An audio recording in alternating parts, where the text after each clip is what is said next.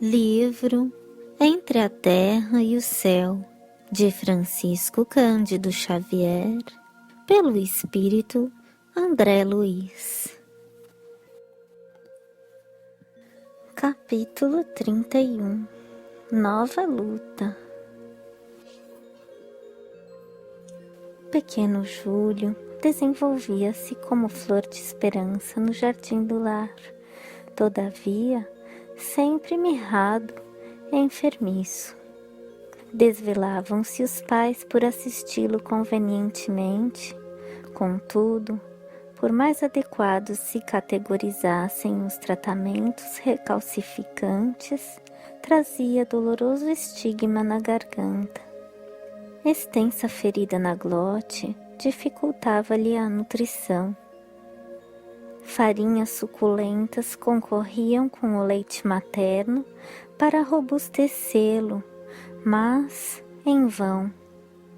Entretanto, apesar dos cuidados que exigia, era uma bênção de felicidade para os genitores e para a irmãzinha, que sentiam em seu rostinho tenro um ponto vivo de entrelaçamento espiritual. Muitas vezes, conchegamo-lo ao coração, rememorando os trabalhos que lhe haviam precedido o regresso ao mundo, assinalando a ternura otimista com que Odila, transformada em generosa protetora da família, lhe acompanhava ao desabrochar. O pequerrucho já começava a falar por monossílabos, em vésperas do primeiro ano de renascimento, quando nova luta surgiu. O inverno chegava rigoroso e vasto, surto de gripe espalhara-se ameaçador. A tosse e a influenza compareciam pertinazes em todos os recantos, quando num dia de grande trabalho para nós, eis que a genitora de Evelina veio novamente ao nosso encontro. Dantes procurava assistência para Zulmira, agora demandava auxílio para Júlio. O menino, assaltado por teimosa amidalite, jazia prostrado e febril. Dirigimo-nos, incontinente, para o lar do ferroviário. Com efeito, o vento soprava úmido sobre o largo espelho da Guanabara. As ruas, pela vestimenta pesada dos transeuntes, davam ao rio o aspecto de uma cidade fria. Alcançamos sem detença o domicílio de Amaro. O quadro, à nossa vista, era indubitavelmente constrangedor. Penetramos o aposento em que a criança gemia semi-asfixiada, no instante preciso em que o médico da família efetuava meticuloso exame. Clarencio passou a reparar-lhe todos os movimentos. A garganta minúscula apresentava extensa placa branquicenta e a respiração se fazia angustiada, sibilante. O instrutor meneou a cabeça, como se fora defrontado por insolúvel enigma, e colocou a destra na fronte do facultativo, compelindo-o a refletir com maior atenção. Zulmira e Evelina, sem perceber-nos a presença, fitavam o médico preocupadas. Após longo silêncio, o clínico voltou-se para a dona da casa, afirmando: "Creio que devamos procurar um colega imediatamente. Enquanto a senhora telefona para o marido, chamando-o da oficina, trarei comigo um pediatra." A torturada mãezinha conteve, a custo, as lágrimas que lhe borbulhavam dos olhos. O médico tornou-se esmarento à via pública e, enquanto Evelina, rápida, corria até o armazém próximo para dar ciência ao genitor de quanto ocorria, Zulmira, presumindo-se a sós, abraçou-se ao doentinho e, chorando livremente, ciciou: "Oh, meu Deus, com tanto amor recebi o filho que me enviaste. Não me deixes agora sem ele, Senhor." O pranto que lhe corria na face queimava meu coração. Nada pude indagar em vista da emotividade que me tomara o espírito, mas o nosso orientador, sereno como sempre, exclamou compadecido: "A difteria está perfeitamente caracterizada. A deficiência congenital da glote favoreceu a implantação dos bacilos. É imprescindível o socorro urgente." O instrutor começou a mobilizar recursos assistenciais de maior expressão, quando o ferroviário desolado ingressou no aposento. Conversando com a mulher, tentava reanimá-la, quando o pediatra, conduzido pelo colega, deu entrada na humilde residência. Ambos os médicos submeteram o Petis a prolongado exame, permutando impressões em voz baixa. O especialista, apreensivo, após manifestar a suspeita de Krupp, reclamou a análise de laboratório, decidindo transportar consigo mesmo o material necessário à inspeção. Ao sair, prometeu opinar dentro de algumas horas. Notificou ao pai agoniado que tudo lhe fazia crer tratava-se de garrotilho. Entretanto, reservava o diagnóstico definitivo para depois. Se a hipótese se confirmasse, enviaria um enfermeiro de confiança para a aplicação do soro adequado. Mantendo a vigilância junto ao doentinho, o ministro recomendou-nos, a Hilário e a mim, acompanhar o pediatra de modo a prestar-lhe a colaboração possível ao nosso alcance. Seguimo-lo sem hesitar. O crepúsculo encharcado de uma garoa fina caía rápido. Em minutos breves, atravessávamos o pórtico de vasto hospital, onde o nosso amigo procurou a sala em que certamente se recolhia para trabalhos que lhe diziam respeito. Chegados a estreito recinto, fomos defrontados por uma surpresa que nos impunha verdadeira estupefação. Mário Silva, em seu traje branco, palestrava com Dona Antonina, que acomodava ao colo a pequena Lisbela, pálida e ofegante. A jovem senhora, que não mais víramos, aguardava o especialista, trazendo a filhinha à consulta.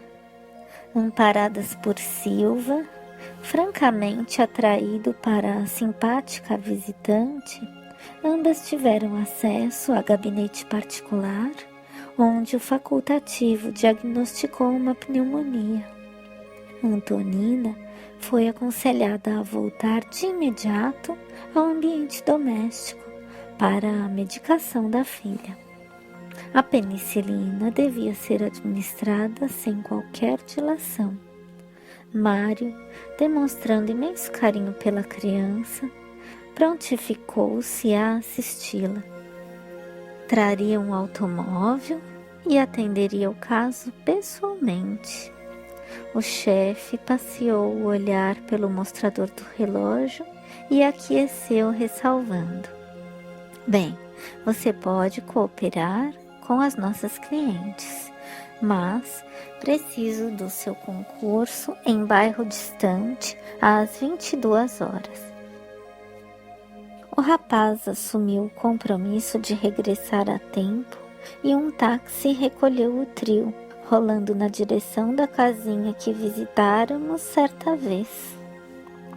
Ante o inesperado daquele encontro, sentimos a necessidade de um entendimento seguro com o nosso orientador. Tornando ao quarto, onde o pequeno Júlio piorava sempre, fizemos breve relato do acontecido. Clarencio escutou com interesse e ponderou preocupado. Não podemos perder tempo. Dirijamo-nos à casa de Antonina. A lei está reaproximando os nossos amigos uns dos outros e Mário precisa fortalecer-se para exercitar o perdão. Os raios de ódio da parte dele podem apressar aqui o serviço inevitável da morte. Corremos ao domicílio da valorosa mulher. Com efeito, depois de haver iniciado o tratamento providencial da menina, agora acamada, Silva fixava a dona da casa, perguntando a si mesmo onde vira aquele torturado perfil de Madonna. Guardava a nítida impressão de haver conhecido Antonina em algum lugar. Agradavelmente surpreendido, sentia-se ali como se fora em sua própria casa. E a simpatia não se patenteava tão somente no coração dele. A senhora e os filhos cercavam-no de atenções. Intimamente deslumbrado, o enfermeiro declarava de viva voz estar experimentando uma paz que há muito não conhecia, com o que Antonina se regozijava sorrindo. Percebendo que Haroldo e Henrique se mostravam apaixonados pelas disputas esportivas, deu curso à animada conversação em torno do futebol, conquistando-lhes o carinho. A mãezinha, preparando o café, ingressava no alegre entendimento, de quando em quando, a fim de podar o entusiasmo dos meninos, quando a palavra deles se evidenciava menos construtiva. Somente no decurso da afetuosa palestra, viemos a saber que nossa amiga se enviuvara. O esposo, segundo notícias recebidas de metrópole distante, havia falecido num desastre, vitimado pela própria imprudência. Lemos no olhar de Silva o contentamento com que obtinha semelhante informe. Começava a registrar insopitável interesse pela vida naquele ninho agasalhante que se lhe afigurava pertencer-lhe. Às 8 em ponto, Antonina, sem afetação, convidou com simplicidade: Senhor Mário, hoje temos nosso culto ao Evangelho. Quer ter a bondade de partilhá-lo? Incompreensivelmente feliz, o rapaz concordou de pronto.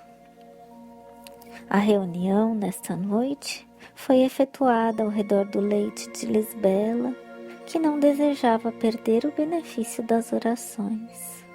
Um copo de água pura foi colocado junto à cabeceira da pequenina, e de Novo Testamento em punho, acomodados os companheiros, Antonina recomendou a Henrique que fizesse a rogativa inicial.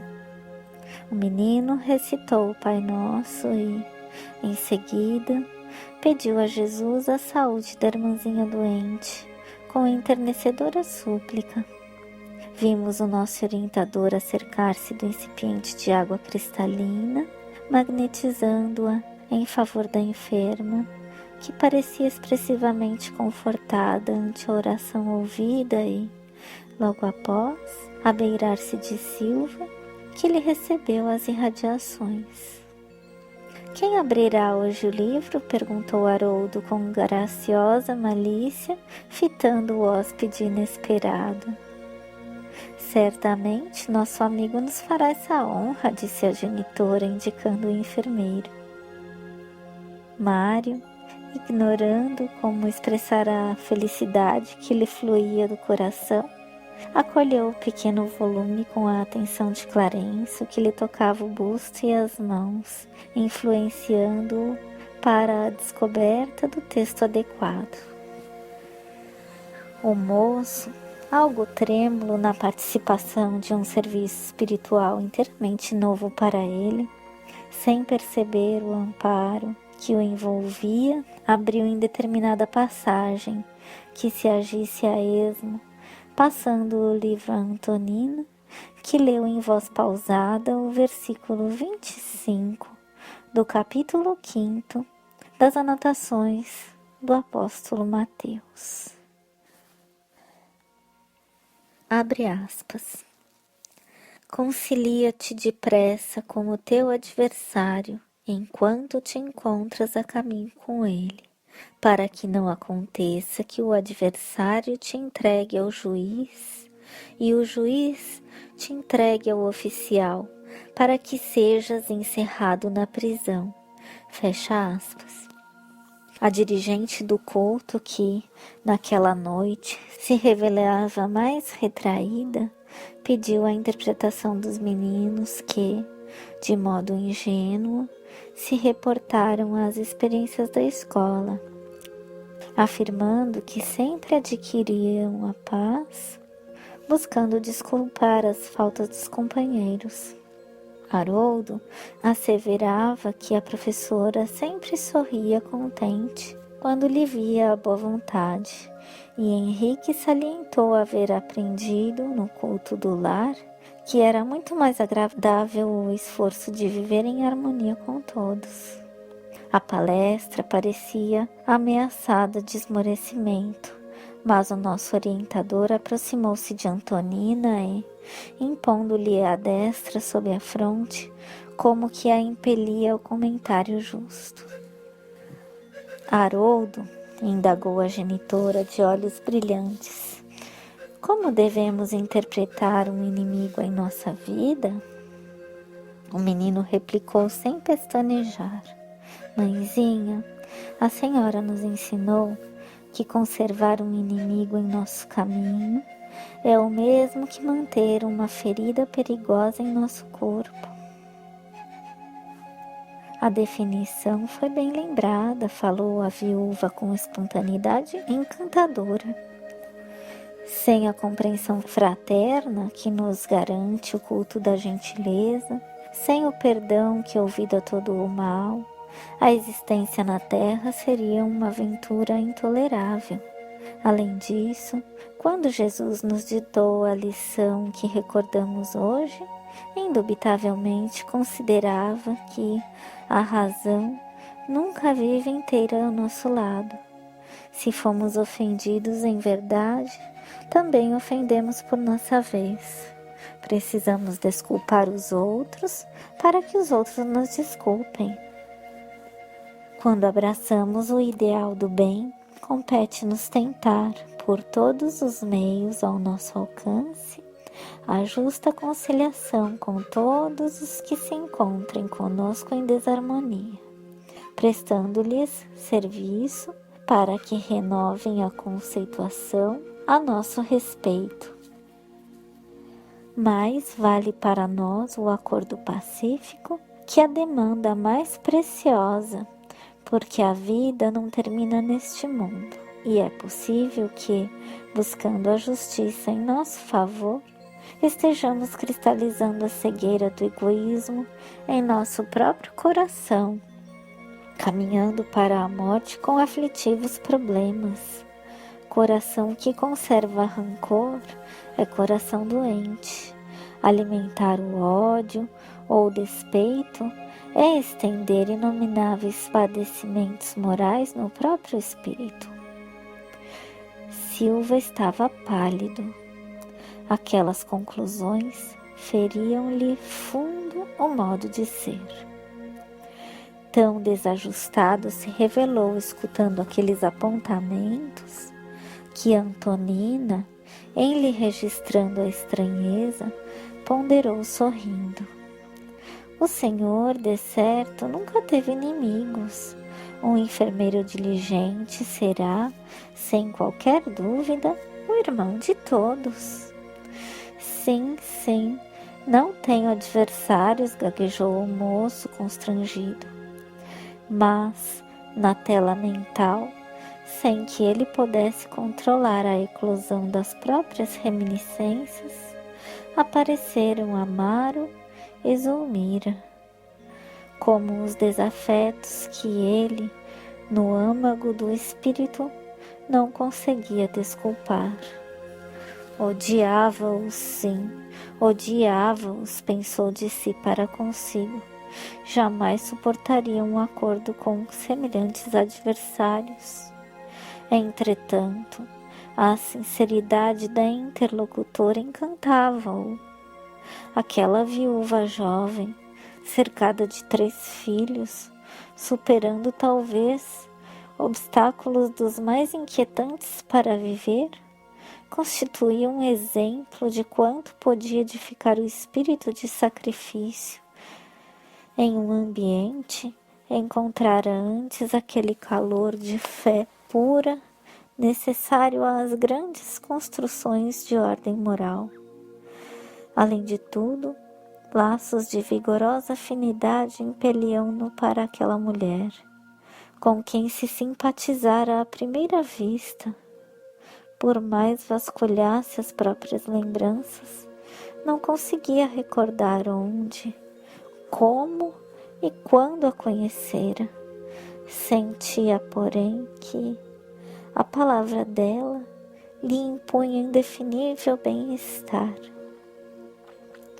Fitando-a com enternecimento, perguntou: a senhora julga que devemos procurar a conciliação com qualquer espécie de inimigos? Sim, respondeu a interpelada sem hesitar. E quando os adversários são de tal modo inconvenientes que a simples aproximação deles nos causa angústia? Antonina compreendeu que algo doloroso vinha à tona daquela consciência que lhe ouvira a dissertação, ocultando-se, e obtemperou. Entendo que há sofrimentos morais quase intoleráveis. Entretanto, a oração é o remédio eficaz de nossas moléstias íntimas. Se temos a infelicidade de possuir inimigos cuja presença nos perturba, é importante recorrer à prece, rogando a Deus nos conceda forças para que o desequilíbrio desapareça, porque então um caminho de reajuste surgirá para nossa alma.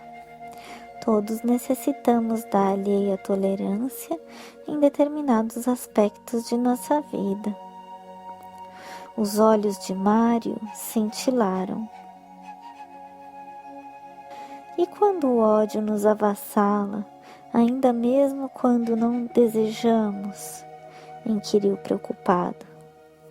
Não há ódio que resista aos dissolventes da compreensão e da boa vontade.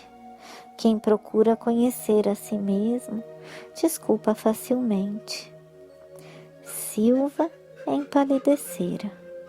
Antonina percebeu que o tema lhe fustigava o coração e, amparada por nosso instrutor, que a enlaçava paternal, rematou considerando. Um homem, porém, na sua tarefa, é um missionário do amor fraterno. Quem socorre os doentes penetra a natureza humana e entra na posse da grande compaixão. As mãos que curam não podem ferir.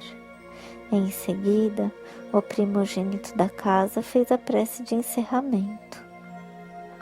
A viúva serviu o café reconfortante, acompanhado de um bolo humilde. A conversação prosseguia animada. Todavia, o hóspede consultou o relógio e reparou que o tempo lhe exigia a retirada. Deu instruções a Antonina quanto à medicação da doentinha e pediu, respeitoso, para voltar no dia imediato, não somente para rever Lisbela, mas também para palestrar com os amigos. A senhora e as crianças aqueceram felizes afirmando-lhe que seria sempre bem-vindo, e Mário, com um sentimento novo a lhe brilhar nos olhos, seguiu dentro da noite, como quem caminhava tangido por abençoada esperança ao encontro de novo destino.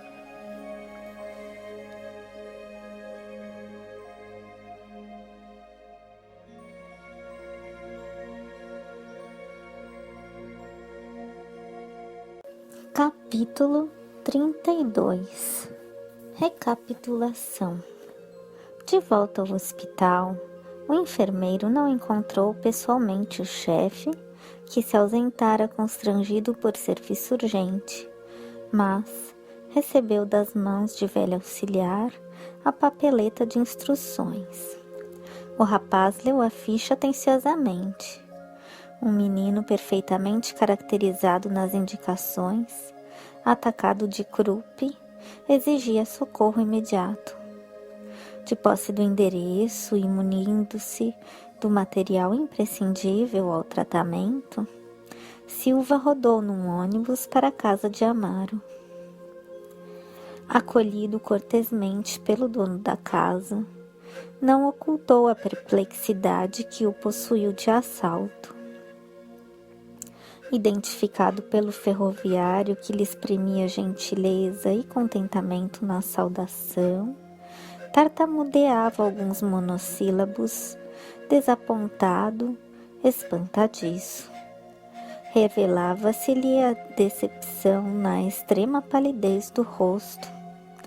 Então refletia acabranhado: era aquela casa que lhe cabia atender? Se soubesse de antemão, teria solicitado um substituto. Não pretendia reaproximar-se dos desafetos dos quais se havia distanciado. Abominava o homem que lhe furtara a noiva e não podia lembrar-se de Zulmira, sem observar-se tocado de insólita aversão. Muita vez, rememorando o passado, calculava quanto ao melhor meio de aniquilar-lhe a existência. Por que lhe competia revê-la? Por que salvar-lhe o filho, se experimentava ímpetos de incendiar-lhe a casa? Entretanto, algo interferia em suas reflexões. Antonina e os filhinhos, no culto do Evangelho, tomavam-lhe a tela mental. Parecia-lhe ouvir de novo a palavra meiga e sincera daquela mulher valorosa, repetindo-lhe ao coração, abre aspas, as mãos que curam não podem ferir, fecha aspas.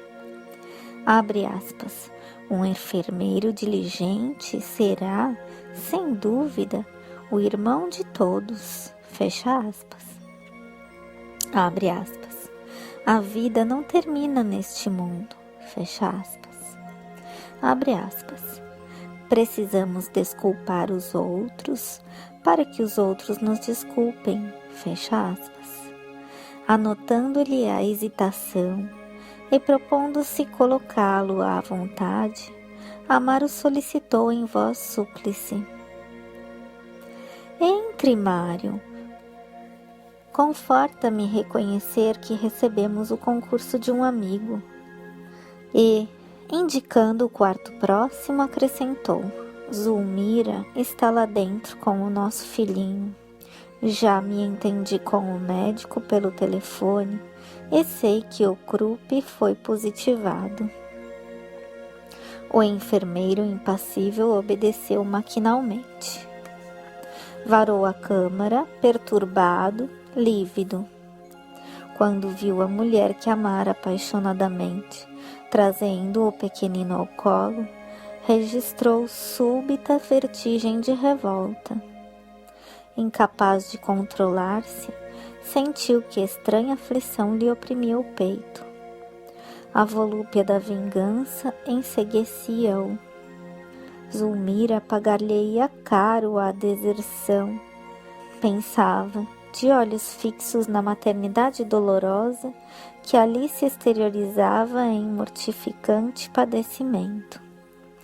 Contemplou a criancinha que a dispneia agitava e deu curso à incontida animosidade. Tinha a impressão de odiá-la de longa data. Ele próprio se surpreendia sobressaltado. Como podia detestar assim um inocente com tanta veemência? Mas, acreditando justificar a terrível disposição de espírito com a circunstância de achar-se ali o fruto de uma ligação que lhe era insuportável, não procurou analisar-se. A ideia de que Amaro e a esposa sofreriam irreparavelmente com a morte do Petis acalentou-lhe o duro propósito de desforço. A felicidade daquele templo doméstico dependia naquela hora de sua atuação. E, se cooperasse com a morte, auxiliando aquele rebento enfermiço a desaparecer, a pergunta criminosa transpassou-lhe o pensamento como um estilete de treva. Contudo, a lembrança do culto de oração no lar de Antonina voltava-lhe a cabeça. As consoladoras afirmações da mãezinha de Lisbela regressaram-lhe aos ouvidos. Abre aspas. Vale sempre mais o acordo pacífico, fecha aspas. Abre aspas. Não devemos nutrir qualquer espécie de aversão, fecha aspas. Abre aspas. Quem ajuda é ajudado, fecha aspas. Abre aspas. Ninguém se eleva aos mais altos níveis da vida com o endurecimento espiritual, fecha aspas. Abre aspas. Nunca sabemos realmente até que ponto somos ofendidos ou ofensores, fecha aspas. Abre aspas. O perdão é a vitória da luz, fecha aspas. Os retalhos da palestra edificante afiguravam-se-lhe rédeas intangíveis a lhe sofrearem a expressão dos malignos desejos. Os conflitos sentimentais desenrolavam-se-lhe na consciência em breve minuto. Quase cambaleante, acercou-se da ex-noiva torturada que o reconheceu de pronto, tentando cumprimentá-lo. Correspondeu à saudação, cerimonioso, dispondo-se ao serviço. Mário, implorou a pobre senhora agoniada, compadeça-se de nós, ajude-nos. Esperei meu filhinho, suportando os maiores sacrifícios. Seria crível, devo agora vê-lo morrer? Lágrimas copiosas seguiram-lhe os soluços que lhe emudeceram a garganta. Noutro tempo, qualquer pedido daquela boca lhe impunha inquietação, mas naquele instante, soberana indiferença enrijecia-lhe o espírito. Que lhe importava a dor daquela mulher que o abandonara? Zulmira rira-se dele anos antes. Não lhe cabia rir-se agora? De semblante rude, recomendou fosse a criança restituída ao leito e, logo após, tateou-lhe a sensibilidade. De pensamento martelado pelas ideias recolhidas no estudo evangélico da noite e contido pela suave lembrança de Antonina, buscava refazer-se. Ainda assim, como se carregasse um gênio infernal na própria mente, assinalou as criminosas sugestões que lhe atestavam o cérebro esfogueado. A ministração de medicamento impróprio, de certo, favoreceria a rápida extinção do enfermo. Júlio encontrava-se à beira da sepultura. Apenas o impeliria a precipitar-se nela sem mais delonga. Todavia, o semblante de Antonina dominava-lhe a memória, exaltando o perdão. Se viesse àquela casa na véspera, considerou consigo mesmo, teria exterminado Petit sem piedade. Recorreria à eutanásia para justificar-se intimamente. Naquela hora, porém, os princípios evangélicos da fraternidade e da conciliação, como pensamentos intrusos, atenazavam-lhe a consciência. Esperou silencioso a reação do menino ofegante e, embora assinalasse graves complicações que, certo, deveriam induzi-lo a comunicar-se com o médico responsável, fez a aplicação do soro antidiftérico, desejoso, porém, de vê-lo transformar-se em veneno destruidor. Reparamos que as mãos de Mário expeliam uma escura substância, mas Clarencio, pousando a destra sobre o pequenino, mantinha-o isolado de semelhantes forças. Ante o assombro com que observáramos a esterilização daquele visco enegrecido, nosso instrutor elucidou de boa vontade. São fluidos deletérios do ódio com que Silva, inconscientemente, procura envolver a infeliz criança. Contudo, as nossas defesas estão funcionando. Odila, que chamara Blandina e Marina até nós, acompanhava a medicação ansiosamente. Abnegado amigo dirigiu-se inquieta ao nosso orientador. Acredita que Júlio possa recuperar-se? Clarencio, que estabelecera extensa faixa magnética em torno do doentinho, preservando-o contra a influência do visitante, meneou a cabeça e falou paternal. Odila, é tempo de penetrares a verdade. O menino deixará o corpo, talvez, em breves horas. Fortalece-te, contudo. A vontade divina, expressa na lei que nos rege, faz sempre o melhor. E, talvez porque nossa irmã decepcionada enviasse nova perquirição, o devotado condutor pediu-lhe calmo. Não indagues agora, saberás mais tarde.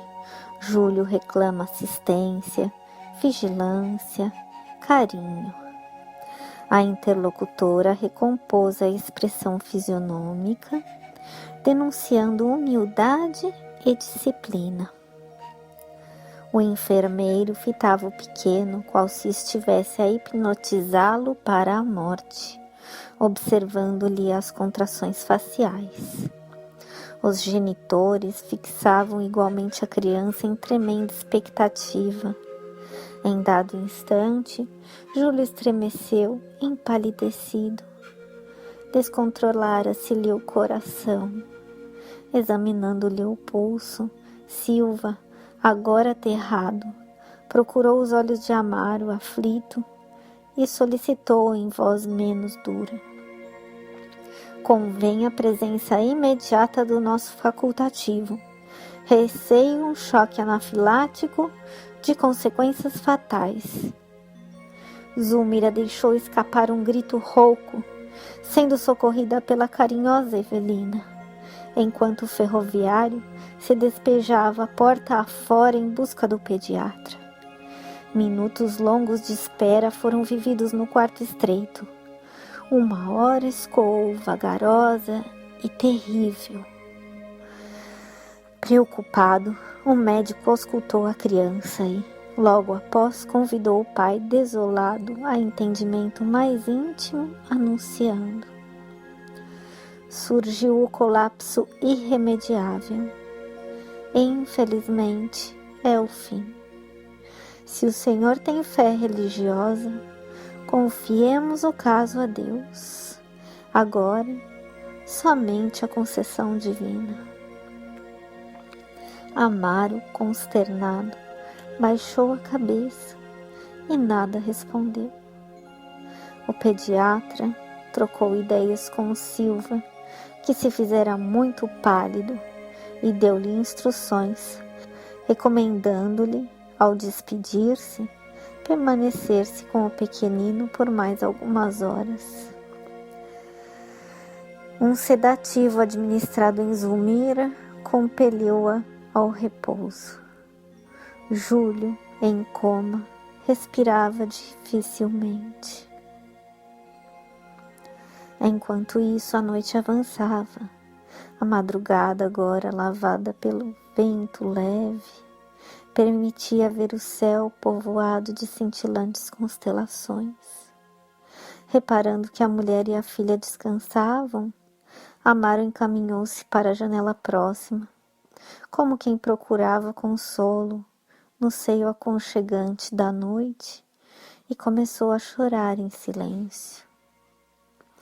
Ao lado da criancinha agonizante, o enfermeiro observava-lhe a atitude sofredora e humilde, reconhecendo-se tocado no imo da alma. Por que lutara contra semelhante inimigo? Pensava ensimismado. Amaro assemelhava-se a uma estátua de martírio silencioso. Estava ali, cabisbaixo e vencido, no lar modesto de que era um homem de bem, devotado à retidão. De certo, já havia amargado muito. O rosto sulcado de rugas precoces, que lhe detinham o pranto, falava da cruz de experiências difíceis que lhe pesavam nos ombros. Quantos problemas inquietantes teria defrontado no mundo aquele homem dobrado pelo rigor da sorte? Como pudera ele, Mário Silva, ser ali tão cruel?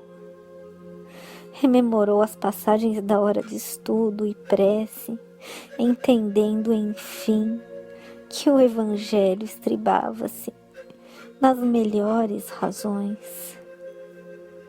Mais valia conciliar-se depressa com o adversário que enterrar um espinho de um remorso no próprio peito. E ele notava, triste, que o remorso, como lâmina cerada, lhe retalhava o coração. Amaro e a esposa indiscutivelmente poderiam ter manifestado desconfiança ao revê-lo, recusando-lhe o concurso. Entretanto, acolheram-no fraternamente, de braços abertos. Se o haviam ferido noutro tempo, não se achavam agora sob o guante de terrível flagelação? Rendia graças a Deus por não haver injetado substâncias tóxicas no doentinho agora moribundo, mas não teria acaso concorrido para abreviar-lhe a morte? Experimentava o desejo de abeirar-se do pai desditoso, tentando confortá-lo, mas sentia vergonha de si mesmo. Durante quase 2 horas, permaneceram ali os dois, calados e impassíveis. A aurora começava a refletir-se no firmamento, em largas riscas rubras, quando o ferroviário abandonou a meditação, aproximando-se do filhinho quase morto.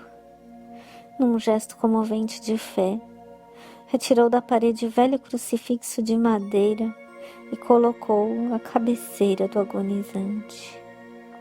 Em seguida, sentou-se no leito e acomodou o menino ao colo com especial ternura.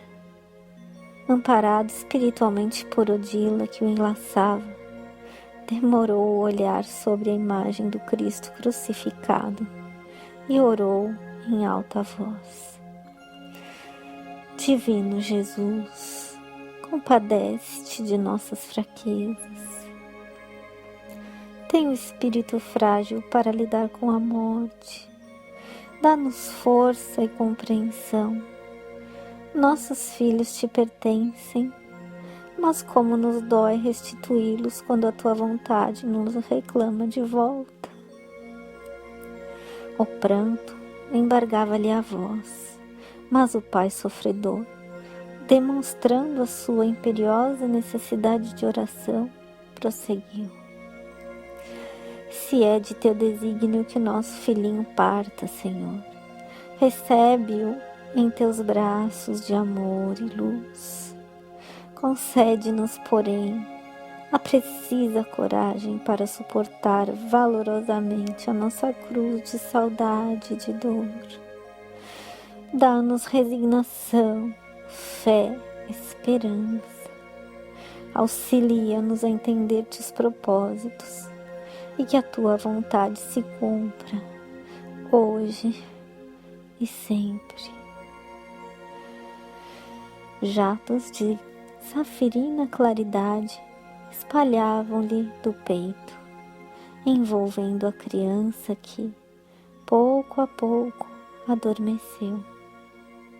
Júlio afastou-se do corpo de carne, abrigando-se nos braços de Odila, à maneira de um órfão que busca tépido ninho de carícias.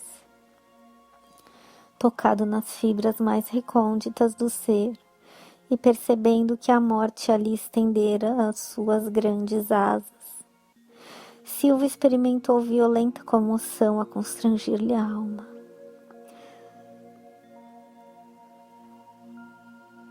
Convulsivo choro agitou-lhe o peito, enquanto uma voz inarticulada, que parecia nascer nos recessos dele mesmo, gritava-lhe na consciência: assassino! Assassino!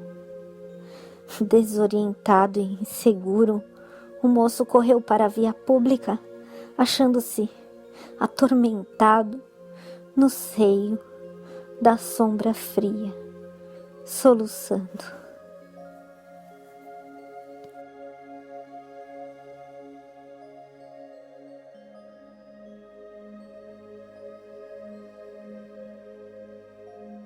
Capítulo 33. Aprendizado. Amaro e a família, coadjuvados por alguns vizinhos, amortalhavam a forma hirta do menino, quando rumamos de volta ao lar da bênção. Notei que Júlio, asilado nos braços de Odila, se mostrava aliviado e tranquilo, como nunca o vira até então. Enquanto as nossas irmãs permutavam ideias com respeito ao futuro, indaguei do orientador acerca da serenidade que felicitava agora o pequenino. Clarencio informou prestimoso. Júlio reajustou-se para a continuação regular da luta evolutiva que lhe compete. O renascimento malogrado não teve para ele tão somente a significação expiatória, necessária ao espírito que desperta do aprendizado, mas também o efeito de um remédio curativo. A permanência no corpo físico funcionou como recurso de eliminação da ferida que trazia nos delicados tecidos da alma. A carne, em muitos casos, é assim como um filtro que retém as impurezas do corpo perispiritual, liberando-o de certos males nela adquiridos. Isso quer dizer... O ministro, porém, cortou-me a palavra, acentuando. Isso quer dizer que Júlio, doravante, poderá exteriorizar-se num corpo sadio, conquistando o merecimento para obter uma reencarnação devidamente planejada com elevados objetivos de serviço. Terá por alguns meses conosco desenvolvimento natural, regressando à Terra em elogiáveis condições de harmonia consigo mesmo. Mas voltará assim em tão pouco tempo? Perguntei admirado. Esperamos que assim seja. Deve atender ao crescimento de qualidades nobres para a vida eterna, que somente o retorno à escola da carne poderá facilitar. Além disso, precisa conviver com Amaro, Zulmira e Silva, de maneira a confraternizar-se realmente com eles, segundo o amor puro que o Cristo nos ensinou. Essas anotações, ponderei, laçam nova claridade em nosso estudo de vida. Compreendemos assim que as moléstias complicadas e longas guardam função específica. Os aleijões de nascença, o mongolismo, a paralisia. Sim, confirmou o orientador. Por vezes é tão grande a incursão da alma nas regiões de desequilíbrio que mais extensa se faz para ela a viagem de volta à normalidade. Sorrindo, acrescentou: o tempo de inferno restaurador corresponde ao tempo de culpa deliberada. Em muitas fases de nossa evolução, somos imantados às teias da carne, que sempre nos reflete a individualidade intrínseca, assim como a argila é conduzida ao calor da cerâmica, ou como o metal impuro é arrojado ao cadinho fervente. A depuração exige esforço, sacrifício e paciência. Ante nosso olhar deslumbrado, tingira-se o horizonte de cores variegadas, anunciando o sol que parecia nascer num mar de luz e ouro. Muito longe, esmaeciam as estrelas e, perto de nós, nuvens leves caminhavam apressadas, tangidas pelo vento. Contemplando a imensidão, Clarencio considerou: quando nosso espírito apreende alguma nesga da glória universal, desperta para as mais sublimes esperanças. Sonha com o acesso às esferas divinas, suspira pelo reencontro com amores santificados que o esperam em vanguardas distantes, aceitando então duros trabalhos de reajuste, que representam, em verdade, para nós, alguns decênios de renunciação na terra, em conforto com a excelsitude dos séculos de felicidade em mundos de sabedoria e trabalho enaltecedor. Ah, se os homens percebessem, obtemperei lembrando a rebelião que tantas vezes nos prejudica no mundo. Entenderão algum dia, objetou Clarencio otimista. Todos os seres progridem e avançam para Deus. O homem terrestre crescerá para o grande entendimento e louvará feliz o concurso da dor. O embrião do jequitibá, com os anos, se converte em tronco vetusto, rico de beleza e utilidade. E o espírito, com os milênios, transforma-se em gênio soberano, coroado de amor e sabedoria. Depois de um minuto de silenciosa adoração à natureza, o instrutor continuou. Volvendo ao caso de Júlio, não podemos olvidar que milhares de inteligências, entre o berço e o túmulo, estão procurando a própria recuperação. À medida que se nos aclara a consciência e se nos engrandece a noção de responsabilidade, reconhecemos que a nossa dignificação espiritual é serviço intransferível.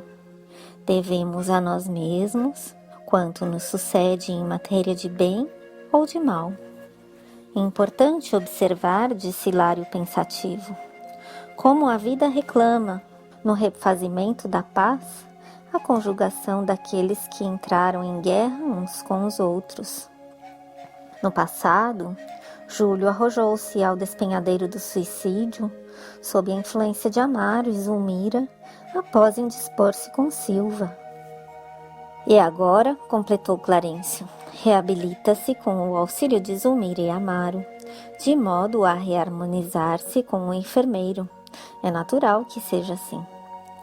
Mas Júlio, antes de tornar ao mundo através de nosso amigo ferroviário, indaguei: onde estaria? Depois de haver eliminado o próprio corpo, satisfazendo a simples capricho pessoal, sofreu por muitos anos tristes consequências do ato deliberado, amargando nos círculos vizinhos da terra as torturas do envenenamento a se lhe precipitarem no campo mental. A morte prematura, quando traduz indisciplina diante das leis infinitamente compassivas que nos governam, constrange o espírito que a provoca a dilatada purgação na paisagem espiritual. Não podemos trair o tempo, e a existência planificada subordina-se a determinada cota de tempo que nos compete esgotar em trabalho justo. Quando esses recursos não são suficientemente aproveitados, arcamos com tremendos desequilíbrios na organização que nos é própria. Sofreria, porém, a sós? Nem sempre, informou o instrutor. Quando não se achava em martirizada solidão, via-se, como é lógico, onde se lhe mantinha preso o pensamento. Ante a nossa curiosidade indagadora, acrescentou: os pensamentos dele se alimentavam na atmosfera psíquica de Zulmira, Amaro e Silva, que lhe serviam de pontos básicos ao ódio. Ensinava Jesus que o homem terá o seu tesouro onde guarde o coração e, efetivamente, todos nos imantamos em espírito às pessoas, lugares e objetos aos quais se liguem os nossos sentimentos. Mas Júlio estava em contato com eles nas esferas espirituais ou nas experiências do mundo físico? Partilhava-lhes a vida simplesmente, e a vida, em qualquer setor de luta, é invariável. Entretanto, por detestar Amaro mais profundamente, pesava com mais intensidade sobre ele. O ferroviário, na existência do espaço, conheceu-lhe a perseguição acérrima, ouvindo-lhe as acusações e as queixas nas regiões purgatoriais e, ao se reencarnar na atual condição, foi seguido de perto por Júlio, que lhe afligia a mente, dele exigindo o necessário concurso à formação de novo corpo, em razão da leviandade de Amaro, quando na personalidade de Armando caminhara para o suicídio. Por isso mesmo, a lei permitia-lhe a união com o amigo, transformando em desafeto companheiro esse do qual reclamava a renovação da oportunidade perdida. Clarencio fitou-nos de modo especial e aduziu: entre o credor e o devedor, há sempre o fio espiritual do compromisso. Amaro teria tido dessa forma uma juventude algo conturbada, ponderei com objetivo de estudo. Sim, como acontece à maioria dos moços de ambos os sexos, na luta vulgar, muito cedo acordou para o ideal da paternidade. Em sonhos, fora do corpo denso, encontrava-se com o adversário que lhe pedia o retorno ao mundo e, ansioso de reconciliação, pensava no casamento com extremado desassossego, desejoso de saldar a conta que reconhecia dever. Muito jovem ainda, encontrou Odila, que o aguardava, consoante o acordo por ambos levado a efeito na vida espiritual. No entanto, as vibrações de Júlio eram efetivamente tão incômodas que a primeira esposa do nosso amigo não conseguiu acolhê-lo de imediato, recebendo Evelina em primeiro lugar, de vez que a ligação do casal com ela se baseia em doces afinidades. Somente depois da primogênita é que se ambientou para a incorporação do suicida em sofrimento. Este ponto de nossa conversação, lembrei respeitoso, faz-me recordar os conflitos interiores de muitos rapazes e de muitas moças na terra. Às vezes, se arrojam ao casamento com absoluta inaptidão para as grandes responsabilidades, qual se estivessem impulsionadas por molas invisíveis, sem qualquer consideração para com os impositivos da prudência. Como se fossem atacados por subitânea loucura, desatendem a todos os conselhos do lar ou dos amigos, para despertarem depois com problemas de enorme gravidade, quando não acordam sob a neblina de imensas desilusões. Agora compreendo. Na base dos sonhos juvenis, quase sempre moram dívidas angustiosas a que não se pode fugir. Sim, confirmou o ministro, grande número de paixões afetivas no mundo correspondem a autênticas obsessões ou psicoses que só a realidade consegue tratar com êxito. Em muitas ocasiões, por trás do anseio de união conjugal, vibra o passado através de requisições dos amigos ou inimigos desencarnados, aos quais devemos colaboração efetiva para a conquista do veículo carnal. A inquietação afetiva pode expressar escuros labirintos da retaguarda. Refletindo nas lutas da alma, atirada às experiências da vida com tantos enigmas a solver, acudiu-me à lembrança a antiga questão que habitualmente me vinha à cabeça. E os anjos da guarda? Inquiri. Diante da surpresa que assomou ao semblante do nosso orientador, acentuei reverente. Perdoe-me, mas ainda sou estudante incipiente da vida espiritual. Os anjos de guarda estão em nossa esfera? Clarencio encarou-me admirado e sentenciou. Os espíritos tutelares encontram-se em todas as esferas. Contudo, é indispensável tecer algumas considerações sobre o assunto. Os anjos da sublime vigilância, analisados com sua excelsitude divina, seguem-nos a longa estrada evolutiva. Desvelam-se por nós, dentro das leis que nos regem. Todavia, não podemos esquecer que nos movimentamos todos em círculos multidimensionais. A cadeia de ascensão do espírito vai da intimidade do abismo à suprema glória celeste. Ligeira pausa trouxe paternal sorriso aos lábios do instrutor, que prosseguiu. Será justo lembrar que estamos plasmando nossa individualidade imperecível no espaço e no tempo, a preço de continuadas e difíceis experiências. A ideia de um ente divinizado e perfeito, invariavelmente ao nosso lado, ao dispor de nossos caprichos ou ao sabor de nossas dívidas, não concorda com a justiça.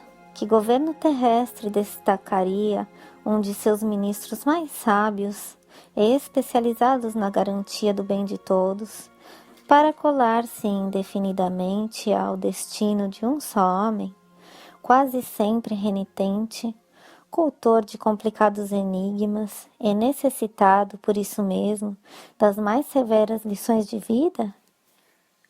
Por que haveria de obrigar-se um arcanjo a descer da luz eterna para seguir, passo a passo, um homem deliberadamente egoísta ou preguiçoso? Tudo exige lógica, bom senso. Com semelhante apontamento, quer dizer que os anjos de guarda não vivem conosco? Não digo isso, asseverou o benfeitor. E, com graça, aduziu. O sol está com o verme, amparando-o na furna a milhões e milhões de quilômetros, sem que o verme esteja com o sol. As irmãs que seguiam conosco lado a lado, embevecidas na contemplação do céu, comentavam carinhosamente o porvir de julho, psiquicamente distanciadas de nossa conversação. O apontamento de nosso orientador impunha-nos graves reflexões e, talvez por esse motivo, o silêncio tentou apossar-se do grupo.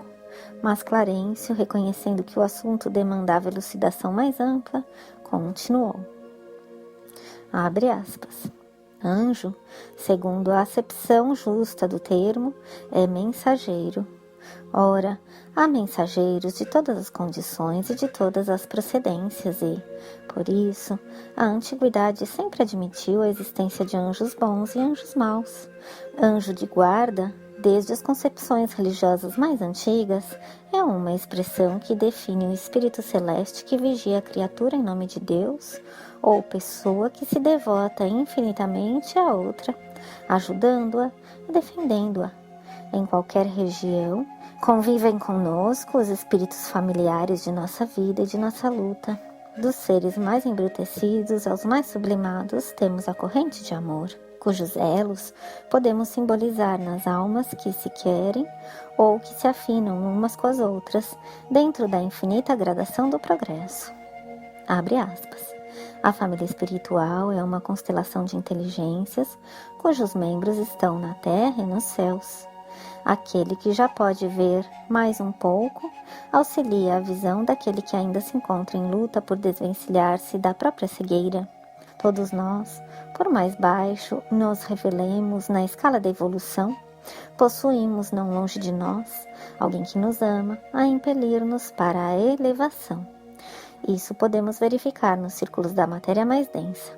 Temos constantemente corações que nos devotam estima e se consagram ao nosso bem. De todas as afeições terrestres, salientemos para exemplificar a devoção das mães. O espírito maternal é uma espécie de anjo ou mensageiro, embora muita vez circunscrito ao cárcere de férreo egoísmo na custódia dos filhos. Além das mães, cujo amor padece muitas deficiências, quando confrontado com os princípios essenciais da fraternidade e da justiça, temos afetos e simpatias dos mais envolventes, capazes dos mais altos sacrifícios por nós, não obstante, condicionados a objetivos por vezes egoísticos. Não podemos olvidar, porém, que o admirável altruísmo de amanhã começa na afetividade estreita de hoje, como a árvore parte do embrião. Abre aspas. Todas as criaturas, individualmente, contam com louváveis devotamentos de entidades afins que se lhes afeiçoam. A orfandade real não existe. Em nome do amor, todas as almas recebem assistência, onde quer que se encontrem. Irmãos mais velhos ajudam os mais novos. Mestres inspiram discípulos. Pais socorrem os filhos. Amigos ligam-se a amigos. Companheiros auxiliam companheiros. Isso ocorre em todos os planos da natureza e, fatalmente, na terra, entre os que ainda vivem na carne e os que já atravessaram o escuro passadiço da morte. Os gregos sabiam disso e recorriam aos seus gênios invisíveis. Os romanos compreendiam essa verdade e cultuavam os nomes domésticos. O gênio guardião será sempre um espírito benfazejo para o protegido, mas é imperioso anotar que os laços afetivos em torno de nós ainda se encontram em marcha ascendente para mais altos níveis da vida. Abre aspas. Com toda a veneração que lhes devemos, importa reconhecer nos espíritos familiares que nos protegem grandes e respeitáveis heróis do bem, mas ainda singularmente distanciados da angelitude eterna. Naturalmente avançam em linhas enobrecidas, em planos elevados. Todavia, ainda sentem inclinações e paixões particulares no rumo da universalização de sentimentos. Por esse motivo, com muita propriedade, nas diversas escolas religiosas, escutamos a intuição popular asseverando, abre aspas, nossos anjos de guarda não combinam entre si, fecha aspas, ou ainda, abre aspas, façamos uma oração aos anjos de guarda, fecha aspas. Reconhecendo-se instintivamente que os gênios familiares de nossa intimidade ainda se encontram no campo de afinidades específicas e precisam, por vezes, de apelos à natureza superior para atenderem a esse ou àquele gênero de serviço. Fecha aspas. Chegávamos ao lar da bênção e os esclarecimentos do instrutor represavam-se em nossa alma por inesquecível preleção, compelindo-nos a grande silêncio. Blandina, porém, veio até nós e perguntou ao orientador, sensibilizada: generoso amigo, podemos estar realmente convictos de que Júlio devia desencarnar agora? Perfeitamente. A lei funcionou exata. Não há lugar para qualquer dúvida. E aqueles jatos de pensamento escuro que partiram do enfermeiro como que envenenando o nosso doentinho? Se Se não estivéssemos junto dele, disse o ministro, teriam efetivamente abreviado a morte da criança e, ainda assim, a lei ter-se-ia cumprido. Entretanto, aqueles pensamentos escuros de Mário voltaram para ele mesmo. Emitiu-os com o evidente propósito de matar e, em razão disso, experimenta o remorso de um autêntico assassino. A graciosa residência de Blandina, para onde nos encaminhávamos, estava agora à nossa vista. Clarencio afagou-a bondoso e concluiu: permaneçamos convencidos, minha filha, de que, em qualquer lugar e em qualquer tempo, receberemos da vida de acordo com as nossas próprias obras.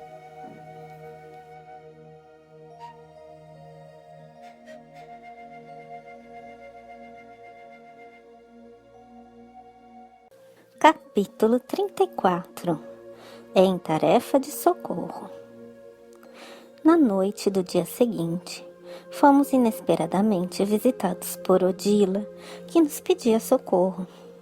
A preocupada amiga, agora ciente do drama escuro que se desenrolara no passado próximo, para melhor entender as inquietudes do presente, compreendia as necessidades de Amaro e Júlio, aos quais amava por esposo e filho do coração, e rogava assistência para Zulmira, novamente acamada. Atendendo a apelos de Evelina, tornara o ambiente doméstico para soerguer o bom ânimo daquela que a sucedera na direção do lar e voltara aflita. Arrojara-se Zulmira a profundo abatimento. Recusava remédio e alimentação. Enfraquecia assustadoramente. Sabia agora que a permanência dela no mundo e na carne se revestia de excepcional importância para o seu grupo familiar e, atenta a isso, continuava intercedendo. A rápida informação da mensageira impressionava e comovia pelo tom de amorosa aflição em que era vazada. Não nos delongamos na resposta. Era mais de meia-noite. Na cidade, quando atravessamos a porta acolhedora da casa do ferroviário que, desde muito, constituía para nós valioso ponto de ação. A dona da casa, de pensamento fixo nas derradeiras cenas da morte do pequenino, jazia no leito, em prostração deplorável. Emagrecera de modo alarmante. Fundas olheiras roxas contrastavam com a acentuada palidez do rosto desfigurado. Recaíra na introversão em que a conhecêramos. Rememorava o afogamento do pequeno enteado e, longe de saber que o retivera nos braços como filho abençoado de sua ternura, sentia-se na condição de ré infortunada no banco da justiça. De certo, pensava agoniada, sofria a punição divina, aquela morte do pequeno, quando tudo fazia crer que ele cresceria para a ventura do lar, correspondendo-lhe à expectativa. Era dolorosa pena o seu maternal coração. Devia ter sido pronunciada perante os juízes da sabedoria celeste. No mundo, ninguém lhe conhecera o remorso de guardiã invigilante e cruel, mas fora, sem dúvida, identificada pelos tribunais de 1000 olhos do direito incorruptível. Não amparara convenientemente o filhinho de Odila, relegando-o em intencional abandono. Agora, perdia inexplicavelmente o rebento que lhe definia a esperança no grande futuro. Valeria erguer-se e disputar aquilo que para ela representava a dor de viver? Reconhecia-se esmagada. O complexo de culpa, retomara-lhe o cérebro e enfermara-lhe o coração. Reparamos que diversos medicamentos se alinhavam à cabeceira, mas nosso instrutor examinou-os, auscultou a doente e informou: o remédio de Zulmira é daqueles que a farmácia não possui, virá dela mesma. Precisamos refazer-lhe a esperança e o gosto de viver. Descontrolou-se-lhe de novo a mente, desinteressou-se da luta, e a abstenção de alimentos acarreta-lhe a inanição progressiva. E o reencontro com o filhinho? Perguntou o Hilário. Não seria o melhor processo de restaurar-lhe o bom ânimo? É o que esperamos, concordou o ministro. Todavia, Júlio, na fase que atravessa, requisita pelo menos uma semana de absoluto repouso e, até lá, é indispensável entreter-lhe as energias. Em seguida, Clarencio entrou em ação, aplicando-lhe recursos magnéticos com o nosso humilde concurso. A tensão nervosa de Zulmira, porém, atingira o apogeu e apenas conseguimos sossegá-la, de alguma sorte, sem conduzi-la ao sono reparador que seria de desejar. Odila, fortalecida, tomava aos seus cuidados quando fomos defrontados por imprevisto fenômeno. Mário Silva, desligado do corpo denso, com a rapidez de um relâmpago, penetrou o quarto de olhos esgazeados, à maneira de louco, contemplou a doente por alguns instantes e afastou-se. Volvemos nossa indagadora atenção para o ministro, que esclareceu sem detença. É sabido que o criminoso habitualmente volta ao local do crime. O remorso é uma força que nos algema à retaguarda. E porque nos inclinássemos à procura do visitante inesperado, o instrutor aquietou-nos recomendando: aguardemos, Mário voltará. Com efeito, Silva, depois de alguns minutos, regressou ao aposento. Com a mesma expressão de dementado, fixou a pobre enferma e, dessa vez, rojou-se de joelhos exclamando: perdão, perdão, sou um assassino, um assassino.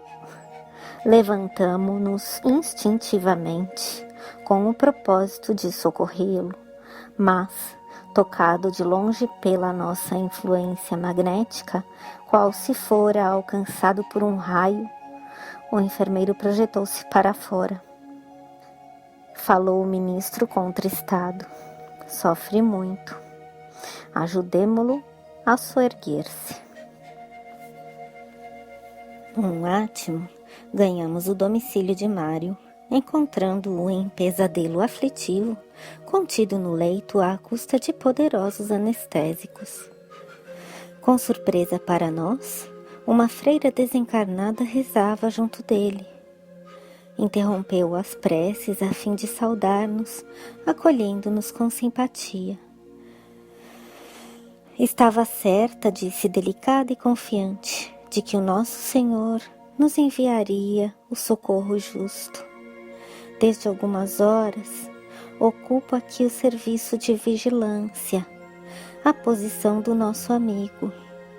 E indicou Mário estendido na cama. É francamente anormal e temo a intromissão de espíritos diabólicos. Clarencio assumiu o aspecto de simples visitante, vulgarizando-se ao olhar da religiosa, que se sentia evidentemente encorajada com a nossa presença. É enfermeira? Perguntou o nosso instrutor cortês. Não sou propriamente do serviço de saúde, replicou a interpelada, mas colaboro no hospital onde Silva trabalha. fitou o moço semi-adormecido e aduziu piedosa. É um cooperador devotado às crianças doentes e a cuja assiduidade e carinho muito passamos a dever. E, numa linguagem genuinamente católica romana, rematou: muitas almas benditas têm descido do céu para testemunhar-lhe agradecimento. Isso tem acontecido tantas vezes que, com alguns médicos e assistentes, fez credor das melhores atenções de nossa irmandade. Usando o tato que lhe era característico, nosso orientador indagou: como soube a irmã que o nosso amigo se achava assim tão conturbado? Não recebemos qualquer notificação direta. Contudo, ele não compareceu hoje às tarefas habituais, e isso foi suficiente para indicar-nos que algo de grave estava acontecendo. Nossa superiora designou-me para verificar o que havia. Desde então, estou presa, de vez que não supunha a existência de tantos espíritos das trevas na vizinhança. A palavra da freira saturava-se de tanta bondade espontânea e evidenciava uma fé pura, tão encantadoramente ingênua, que a curiosidade me espicaçou o íntimo. A tentação de pesquisar o fascinante problema daquele caridoso esforço assistencial me constrangia a interferir no assunto, mas um olhar de Clarencio bastou para que Hilário e eu nos mantivéssemos em respeitoso silêncio.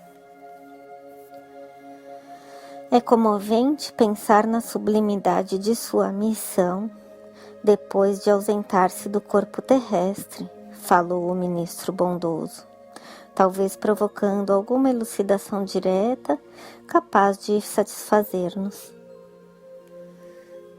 Sim, trabalhamos sob a direção de Madre Paula, informou a interlocutora sincera, que nos explica ser a enfermagem nas casas públicas de tratamento uma forma de purgatório benigno, até que possamos merecer novas bênçãos de Deus. Mas, irmã, vê-se de pronto que o seu coração está comungando a paz do Senhor. Ela baixou humildemente os olhos e ponderou: não penso assim. Sou uma pobre religiosa em trabalho para resgatar os próprios pecados. No leito, Mário gemia inquieto. O ministro pareceu despreocupar-se da palestra de ordem pessoal e passou a afagar a fronte do enfermo, dando-nos a ideia de que só ele devia atrair-nos o interesse. A freira acercou-se respeitosamente de nosso instrutor e disse calma: irmão, Madre Paula costuma dizer-nos que os ouvidos de Deus vivem no coração das grandes almas. Estou certa de que escutaste minhas rogativas. Tenho-vos por emissários da corte celeste. Acredito que deste modo me compete a obrigação de confiar-vos nosso doente. Clarencio agradeceu o carinho que transparecia daquelas palavras e expôs que a nossa passagem por ali era rápida o bastante para ministrar o socorro preciso. A interlocutora encareceu a necessidade de comunicar-se com o hospital, quanto ao cooperador em agitada prostração e, prometendo voltar em breves minutos, ausentou-se à pressa. A sós conosco, o orientador, embora de atenção ligada ao enfermeiro, explicou atenciosamente: nossa irmã pertence à organização espiritual de servidores católicos dedicados à caridade evangélica. Temos diversas instituições dessa natureza, em cujos quadros de serviço inúmeras entidades se preparam gradualmente para o conhecimento superior. Sob a direção de autoridades ainda ligadas à Igreja Católica? Perguntou Hilário admirado. Como não? Todas as escolas religiosas dispõem de grandes valores na vida espiritual. Como acontece à personalidade humana, as crenças possuem uma região clara e luminosa e uma outra ainda obscura. Em nossa alma, a zona lúcida vive alimentada pelos nossos melhores sentimentos, enquanto que, no mundo sombrio de nossas experiências inferiores, habitam as inclinações e os impulsos que ainda nos encadeiam à animalidade. Nas religiões, o campo da sublimação está povoado pelos espíritos generosos e liberais, conscientes da nossa suprema destinação para o bem, ao passo que, nas linhas escuras da ignorância, ainda enxameiam as almas pesadas de ódio e egoísmo. E, sorrindo, o ministro acentuou: achamo-nos em evolução e cada um de nós respira no degrau em que se colocou. Ela, porém, terá penetrado a verdade com que fomos surpreendidos depois da morte? Perguntei intrigado. Cada inteligência, respondeu o orientador enigmático, só recebe a verdade a porção que pode reter. Silva, no leito, dava inequívocos sinais de enorme angústia. Não ignorava que o meu dever de assisti-lo era trabalho inadiável. Todavia, o encanto espiritual da religiosa singularmente arraigada aos hábitos terrestres me excitava de tal maneira a curiosidade que não pude conter a indagação espontânea. Mas, essa freira sabe que deixou o mundo? Sabe que desencarnou e prossegue assim mesmo como se via antes? Sim, confirmou o instrutor imperturbável. E estará informada de que a vida se estende a outras esferas, e a outros domínios, e a outros mundos? Perceberá que o céu ou o inferno começam de nós mesmos? O orientador meneou a cabeça dando mostras de negativo e acrescentou: isso não. Ela não oferece a impressão de quem se libertou do círculo das próprias ideias para caminhar ao encontro das surpresas de que o universo transborda.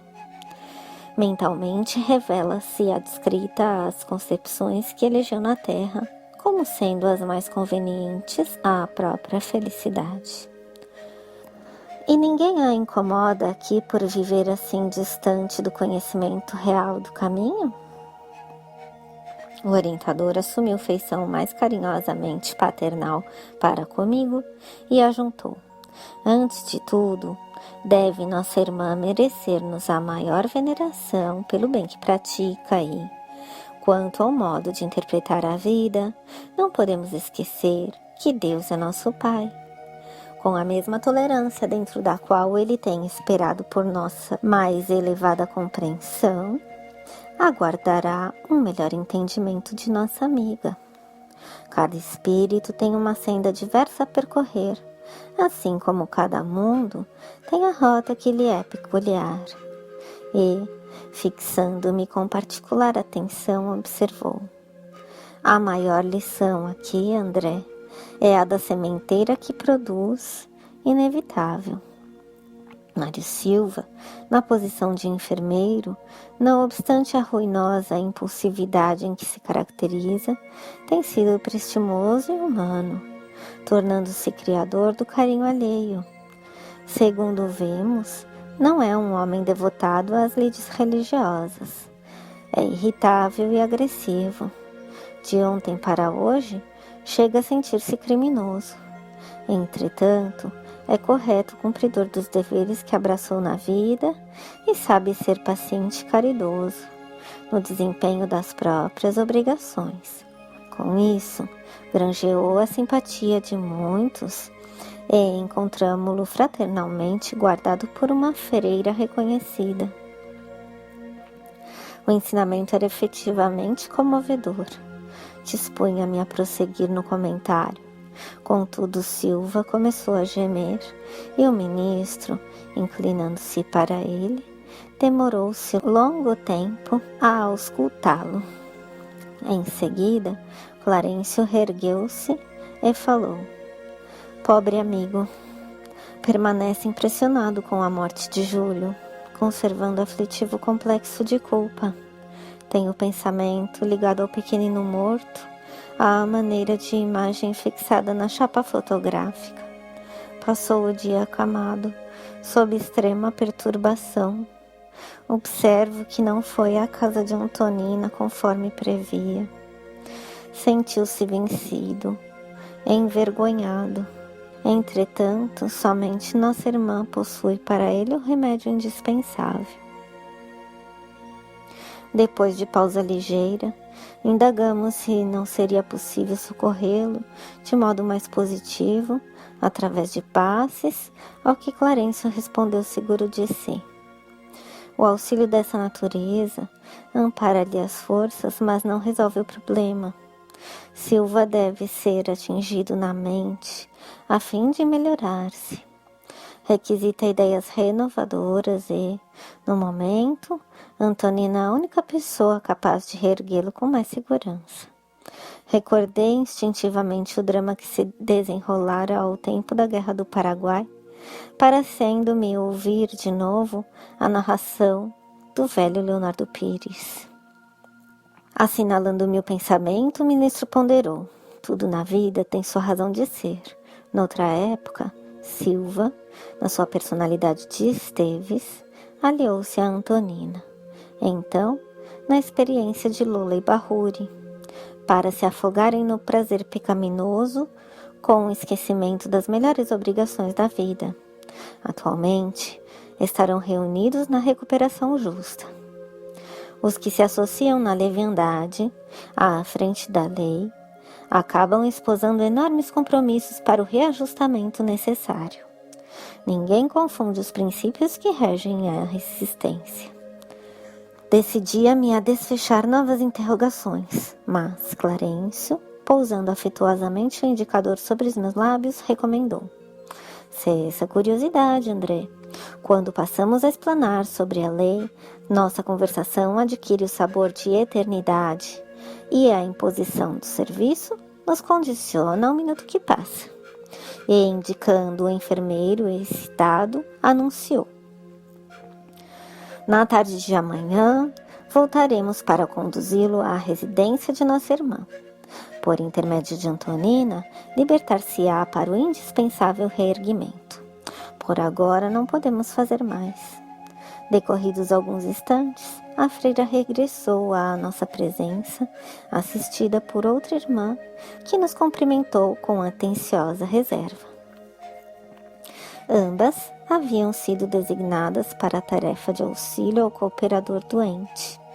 A congregação encarregar-se-ia de todos os trabalhos de vigilância e enfermagem espiritual, enquanto Silva assim permanecesse.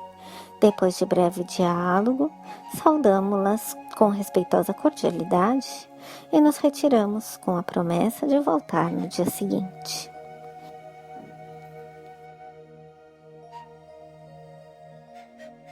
Capítulo 35 – Reerguimento moral. Consoante o programa traçado, regressamos no dia imediato, estagiando primeiramente no lar de Zulmira, cuja posição orgânica era mais aflitiva. A pobre senhora mostrava-se mais pálida, mais abatida. O médico cercara-a de drogas valiosas. Entretanto, a infortunada criatura demorava-se em profunda exaustão. Amário e Evelina desvelavam-se preocupados. Todavia, a torturada mãezinha deixava-se morrer. Diante da nossa apreensão manifesta, o ministro apenas afirmou: aguardemos. Numa equipe, quase sempre, a melhora de um companheiro pode auxiliar a melhora de outro. A recuperação de Silva, o que me parece, influenciará nossa amiga na defesa contra a morte.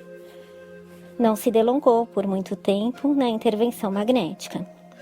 Sem detença, procuramos o domicílio do enfermeiro, encontrando-o superexcitado quanto na véspera, mas abnegadamente assistido pelas freiras que persistiam dedicadas na oração. As religiosas desencarnadas acolheram-nos com carinho, comunicando que o doente prosseguia em desespero. Clarencio, contudo, assegurou-lhes otimista que Mário passaria conosco e, após entreter-se, voltaria melhor. Em seguida, abeirou-se do enfermo e, tocando-lhe a fronte com a destra, orou sem alarde. Qual se recebesse preciosa transfusão de forças fluídicas, Silva quietou-se como por encanto. Revelou-se mais calmo, não obstante, entristecido. A expressão facial que lhe denunciava sublevação interior transformou-se-lhe no semblante em dolorosa serenidade. Nosso orientador desenvolveu alguns passes de auxílio e notificou: Silva experimenta enorme necessidade de ouvir a palavra de Antonina. Contudo, está hesitante. Afirma-se intimamente envergonhado. Crê-se responsável pela morte da criança e teme o contato com a nobreza espiritual de nossa irmã, apesar de sentir-se arrastado para ela. Buscaremos, porém, auxiliar-lhes a reaproximação. Acariciou a fronte do moço atormentado e acentuou: o desabafo descarregar-lhe-á a atmosfera mental, favorecendo-lhe o alívio e a recepção de elementos renovadores. Em seguida, o instrutor abraçou-o, envolvendo-o em amorosa solicitude. Aquele amplexo afetuoso e longo figurou-se-nos um apelo às energias recônditas do rapaz que, de imediato, levantou-se e vestiu-se. Ignorando como explicar a si mesmo a súbita resolução que o movia, desceu para a rua, seguido de perto por nosso cuidado, e tomou o carro que o transportaria até a residência da simpática família que o acolhera carinhosamente na antevéspera. Antonina e os filhos abriram-lhe os braços alegremente. A pequena Lisbela, encantada, dependurou-se-lhe ao pescoço depois de um beijo comovente. Achava-se ainda acamada, mas refeita e feliz. Qual se convivesse com Mário de longo tempo, a dona da casa fitou-o apreensiva. Preocupada, anotou-lhe o abatimento enquanto o hóspede parecia esmolar-lhe em silêncio ajuda e compreensão. Percebendo-lhe a angústia oculta, a jovem viúva induziu-o à conversação particular em singelo recanto da casa, onde atendia com os filhinhos ao culto da oração. O enfermeiro pediu-lhe desculpas por tratar de assunto pessoal e, começando por justificar a ausência na véspera, de frase a frase, entrou na faixa dolorosa do próprio coração, desabafando. Lembrou que ali, junto dela, recebera ensinamentos da mais elevada significação para ele e, por esse motivo, não vacilava em descerrar-lhe o espírito desolado, implorando compaixão e socorro. Tentando confortá-lo, a interlocutora escutou-lhe a narrativa até o fim. Mário reportou-se à juventude, comentou os problemas psíquicos de que se via rodeado desde a infância, escreveu-lhe o amor que nutria pela moça que o abandonara em pleno sonho, relacionou as provas que lhe haviam castigado o brio de rapaz, salientou o esforço que despendera para recuperar-se e, por fim, extremamente conturbado, explanou sobre o reencontro com a ex-noiva e com o ex-rival, junto do pequenino agonizante. Referiu-se ao ódio inexplicável que sentira pelo anjinho moribundo. Encareceu os benefícios do culto evangélico em sua alma incendiada de revolta e amargura, expondo-lhe a convicção de haver contribuído para a morte da criancinha que desterrara à primeira vista. guardava a impressão de haver descido a tormentoso inferno moral. Antonina sentiu por ele a piedade amorosa com que as mães se dispõem ao soerguimento espiritual dos filhos sofredores e rogou-lhe serenidade. Silva, contudo, em pranto convulsivo, era um doente que reclamava mais ampla intervenção. Atraída irresistivelmente para ele, a nobre amiga deixou de sublinhar o tratamento com a palavra Senhor e, fazendo-se mais íntima, obtemperou carinhosa. Mário, quando caímos, é preciso que nos levantemos, a fim de que o carro da vida, em seu movimento incessante, não nos esmague. Conhecemo-nos há 2 dias. No entanto, sinto que profundos laços de fraternidade nos reúnem. Não acredito estejamos aqui juntos, obedecendo a simples acaso. De certo, as forças que nos dirigem à existência impelem-nos aos testemunhos afetivos desta hora. Enxugue as lágrimas para que possamos ver o caminho. Compreendo o seu drama de homem rudemente provado na forja da vida. Entretanto, se posso pedir-lhe alguma coisa, rogar-lhe-ia bom ânimo.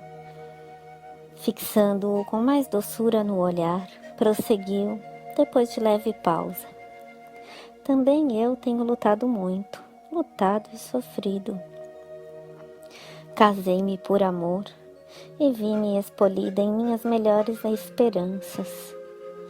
Meu marido, antes de encontrar a morte, relegou-nos à dolorosa penúria. Quando mais intensa era a nossa agonia doméstica, vi um filhinho morrer ao toque das aflitivas provações que nos flagelavam a casa. Graças a Deus, todavia reconheço que seríamos tão somente ignorância e miséria sem o auxílio da dor. O sofrimento é uma espécie de fogo invisível plasmando-nos o caráter. Não se deixe abater assim. Você está moço e as suas realizações no mundo podem ser as mais elevadas. Mas estou certo de que sou um assassino, soluçou o rapaz desacoroçoado.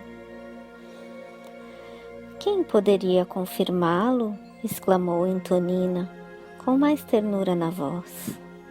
É indispensável, recordemos que, atento à profissão, atendeu você a um menino completamente entregue ao domínio do Krupp.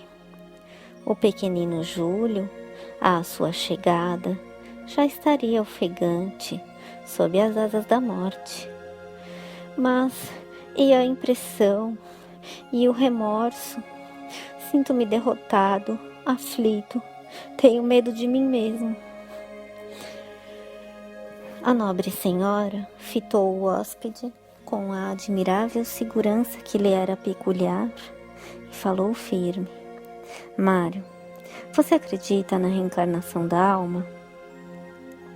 E porque o interlocutor a contemplasse com estranheza, continuou sem ouvir-lhe a resposta.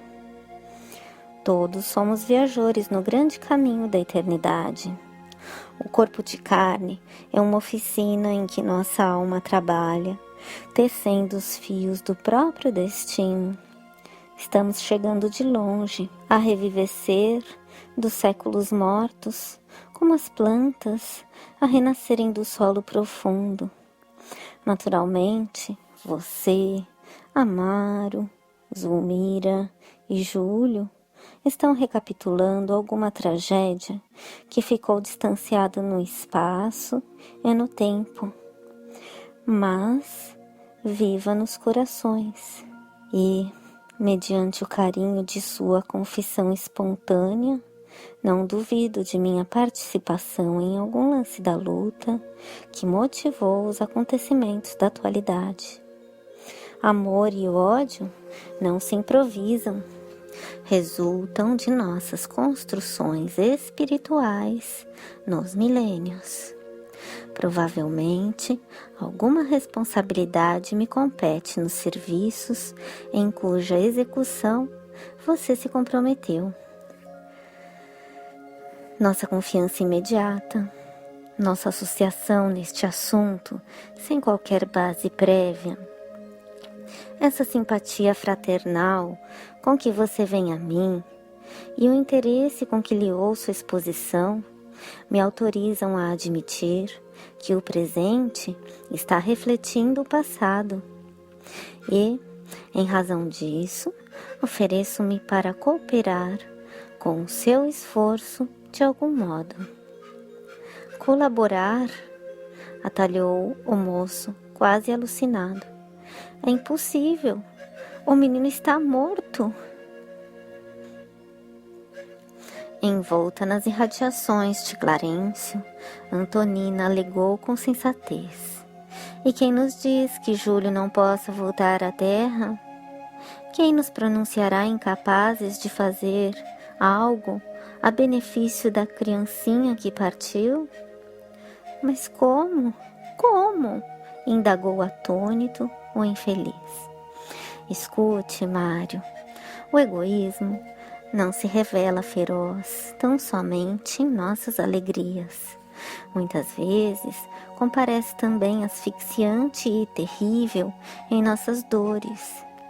Isso se verifica quando em nossa mágoa pensamos apenas em nós. Você se declara delinquente, amargurado, vencido, qual se fosse um herói repentinamente arrojado do altar da admiração pública à poeira da desconsideração. Admito que concentrar demasiada atenção em culpas imaginárias é mera vaidade a encarcerar-nos na angústia vazia. Enquanto lastimamos nossa imperfeição, perdemos a hora que seria justo utilizar em nossa própria melhoria.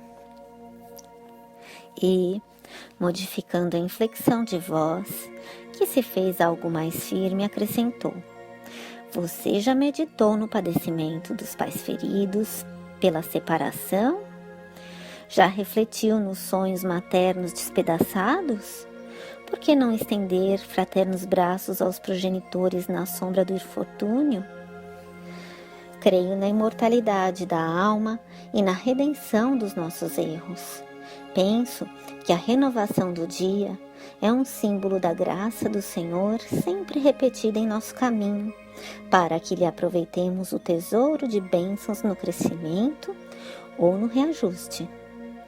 Por que não visitar você, o lar de nossos desventurados amigos, nesta hora em que naturalmente precisam de carinho e solidariedade? É possível que a divina bondade esteja reservando ali algum serviço para o seu propósito de elevação. Quem sabe? A volta de Júlio pode efetuar-se.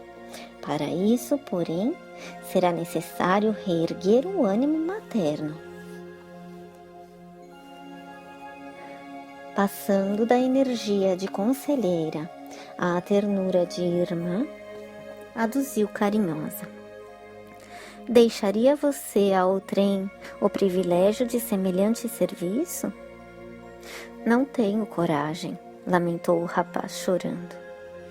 Não, Mário. Em ocasiões dessas, não é a coragem que nos falha, e sim a humildade. Nosso orgulho neste mundo, apesar de inconsequente e vão, é por demais envolvente e excessivo.